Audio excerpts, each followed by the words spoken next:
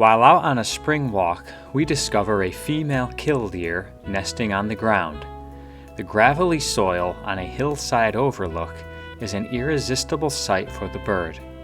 Killdeer lay eggs in nests that often consist of nothing more than a scratch in the soil. If you look closely under the female, you'll notice 2 spotted eggs camouflaged among the stones.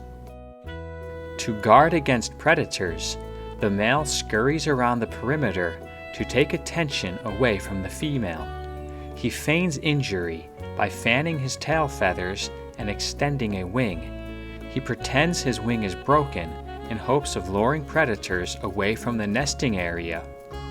The killdeer is considered a shore bird, but is often found far inland. This is a remarkable bird to find with its striped chest and large eyes. Be on the lookout this spring in open areas for nesting killdeers.